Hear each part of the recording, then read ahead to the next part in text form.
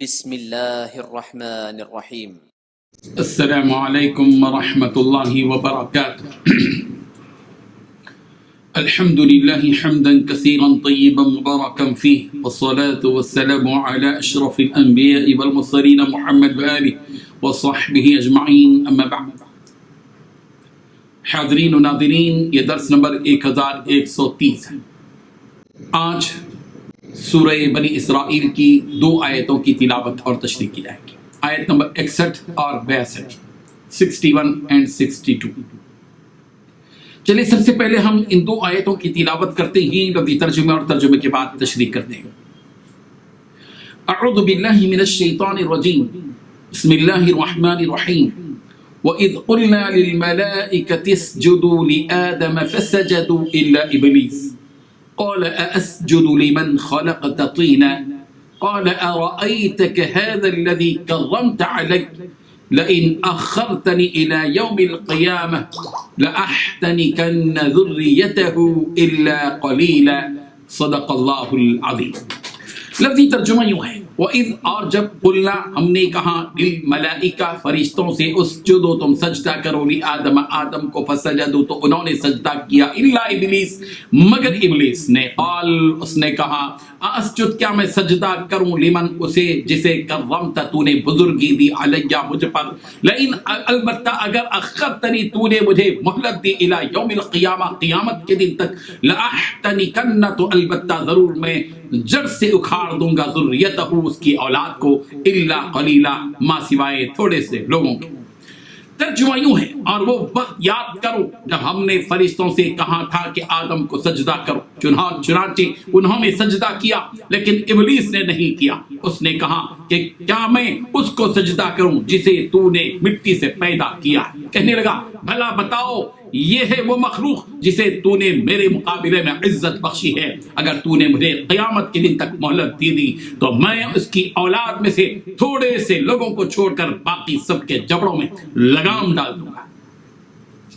ان 2 آیتوں میں 6 باتیں بتائی گئی ہیں۔ پہلی بات، وقت یاد کرو جب ہم نے فرشتوں سے کہا تھا کہ آدم کو سجدہ کرو۔ دوسری بات، چنانچہ انہوں نے سجدہ کیا۔ تیسری بات، لیکن ابلیس نے سجدہ نہیں کیا۔ چوتھی بات، ابلیس نے کہا کیا میں اس کو سجدہ کروں جسے تو نے مٹی سے پیدا کیا ہے۔ پانچویں بات، کہنے لگا، بھلا بتاؤ یہ ہے وہ مخلوق جسے تو نے میرے مقابلے میں عزت بخشی ہے۔ چھٹی بات، اگر تو نے مجھے قیامت کے دن تک مہلت دی تو میں اس کی اولاد میں سے تھوڑے سے لوگوں کو چھوڑ کر باقی سب کے جبڑوں میں لگام لگا دوں۔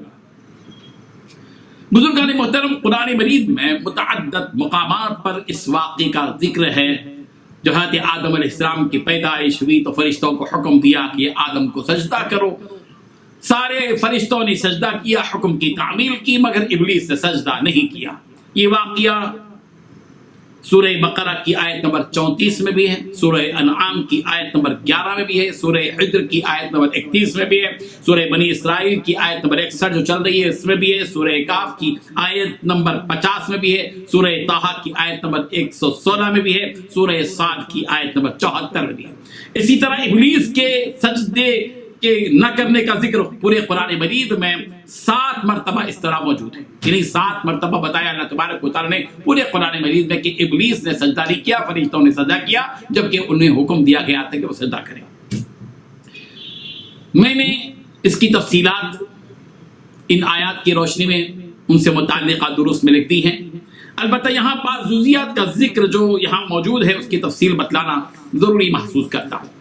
جہاں جہاں ابلیس کے سلسلے میں آیات قرآنی میں تفصیلات ہیں، وہاں انسانوں کو اس حقیقت سے آگاہ کیا گیا ہے کہ دیکھو، شیطان کے غرور اور گھمنڈ نے اس کو اللہ کی نزدیکی سے قربت سے محروم کر دیا۔ انسانوں کو چاہیے کہ وہ شیطان کے غرور اور اس کے انجام سے سبق حاصل کریں اور اپنی زندگی کو تواضع اور انکساری کے سانچے میں ڈالنے کی کوشش کریں۔ اب دوسری اہم بات ابلیس سے متعلق آیات قرآنی میں جو بتلائی گئی وہ یہ کہ ابلیس انسانوں کا کھلا دشمن ہے۔ اس کی دشمنی کو ذہنوں میں بٹھایا جائے، اور اس کی دشمنی نئی نہیں بلکہ بہت پرانی، بہت زیادہ پرانی ہے۔ اس نے حضرت آدم علیہ السلام کی پیدائش ہی سے انسان سے دشمنی کی ٹھان لی۔ تیسری بات یہ کہ ابلیس کو اپنی انا یعنی برتری یاد رہی، اس کو اپنے رب کا حکم یاد نہیں رہا، اسی لیے اس نے اللہ تبارک و تعالیٰ سے یہ سوال کیا اسجد لمن خلقت طینا، کہ کیا میں اس کو سجدہ کروں جس کو تو نے مٹی سے پیدا کیا ہے۔ اگر ابلیس کی نظر اس حقیقت پر جاتی کہ بات آدم کو سجدہ کرنے کی نہیں ہے، بات دراصل رب ذوالجلال کے حکم کی ہے، اگر وہ اللہ کے حکم کو سمجھ لیتا پھر وہ غرور نہ کرتا اور اللہ کے دربار سے محروم نہ ہوتا۔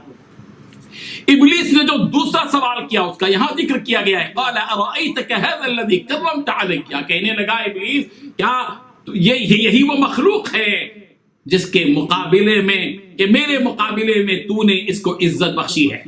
ابلیس کو یہی بات کھائے جا رہی تھی کہ میں تو آگ سے پیدا کیا گیا، اور آگ تو اونچائی کی طرف جاتی ہے، وہ بھڑکنے والی چیز ہے، اور یہ انسان مٹی سے پیدا ہوا ہے جو نیچے کی طرف جانے والی حقیر چیز ہے، بھلا یہ کیسے ہو سکتا ہے کہ آگ سے بنی ہوئی چیز مٹی سے بنی ہوئی چیز کا سجدہ کرے؟